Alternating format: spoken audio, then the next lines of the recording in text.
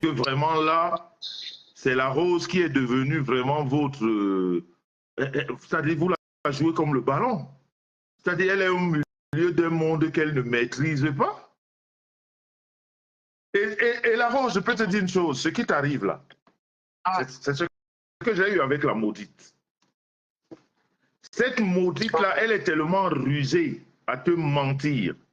Cette maudite-là, elle m'a menti, elle m'a tourné en bourrique avec Nadège Bapa, à telle enseigne qu'elle m'a éloigné de cette fille sans que je connaisse qui elle est. Je ne sais pas, tu sais, quand tu veux préserver quelqu'un, tu ne veux plus écouter tout ce que les autres te disent. Je crois que depuis qu'elle a commencé son histoire, c'est ce qu'il a échappé.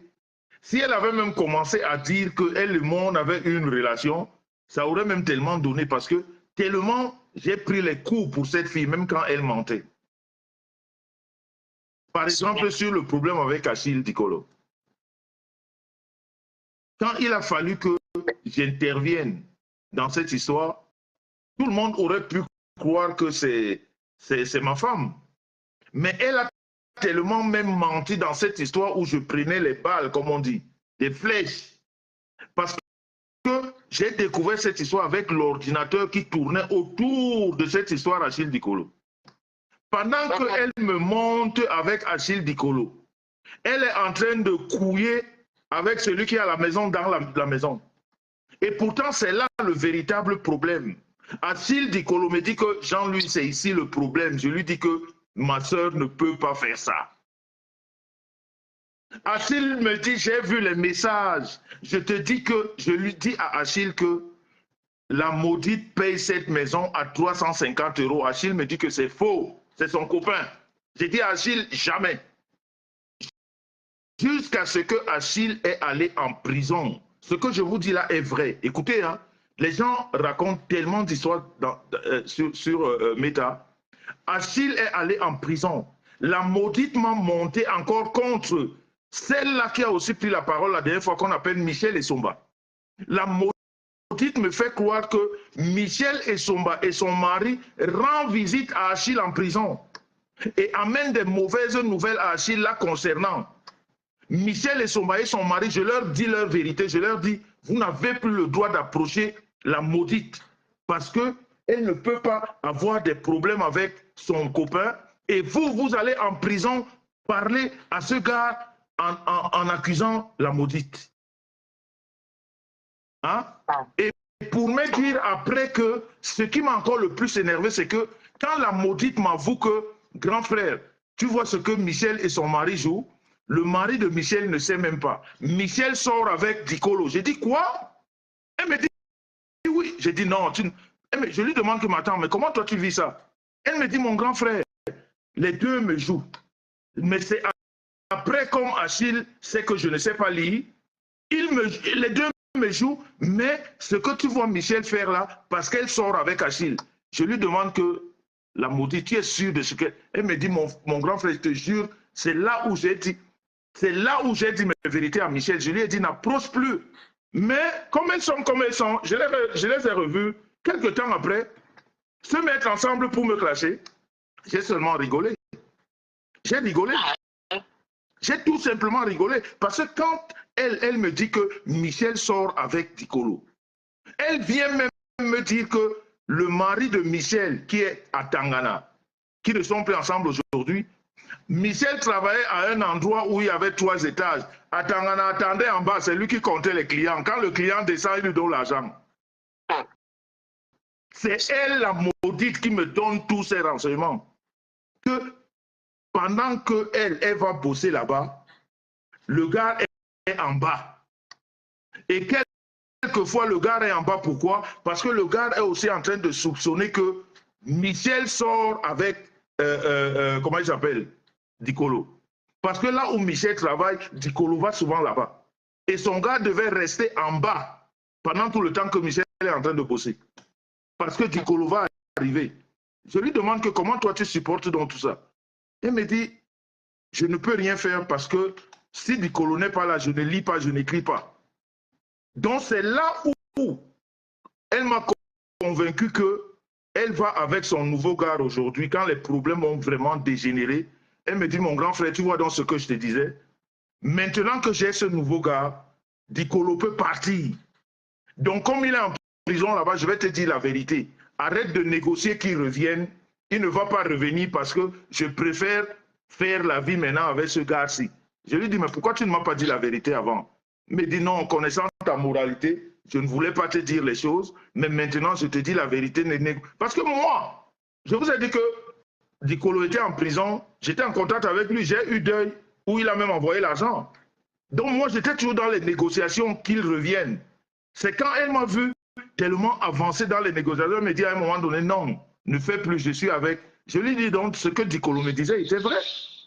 Donc tu sortais avec ce gars-là depuis? Il me dit, oui, ça a commencé comme ça, mais bon, maintenant je crois que c'est le meilleur.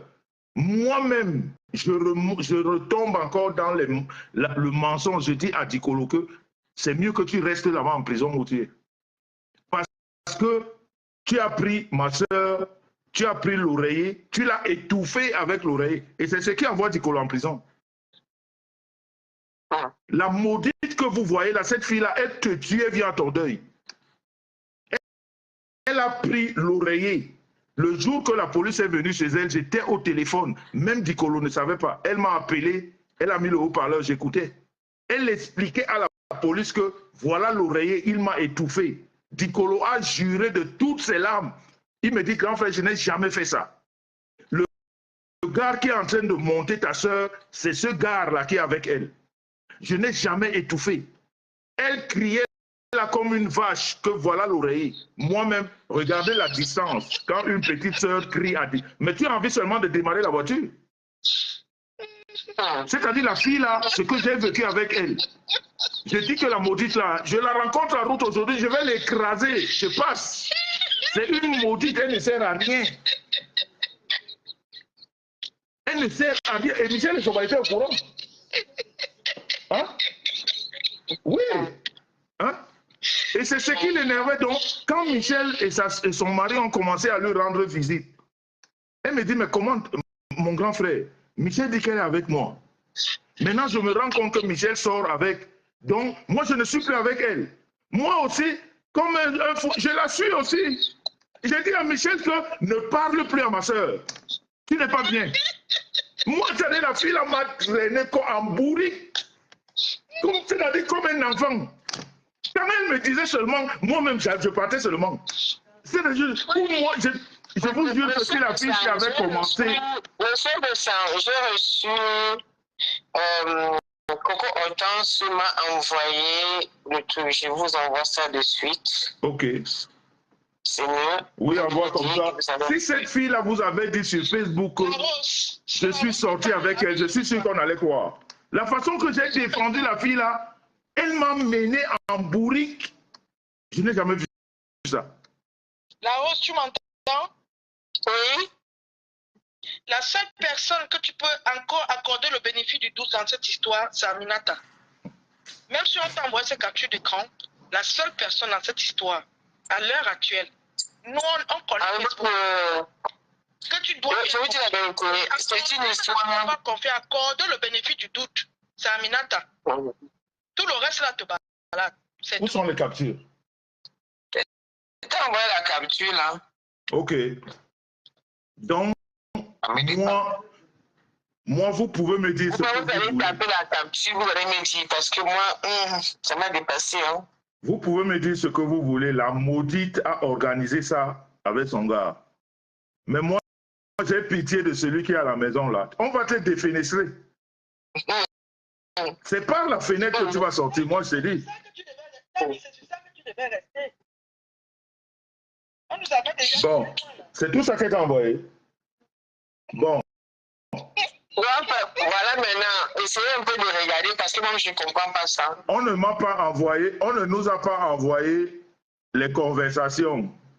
On nous a envoyé le nom de faux. C'est pour ça que je ne comprends rien du tout. Voilà, on demandait les conversations, mais on a juste le nom du faux profil qui s'appelle Lyon Lyon. Vous aussi allez chercher. Voilà le faux profil Lyon Lyon. Allez chercher. Vous êtes encore avec l'histoire. Donc, on comprend pourquoi Coco Antoine n'est plus revenue. Elle a pu s'envoyer.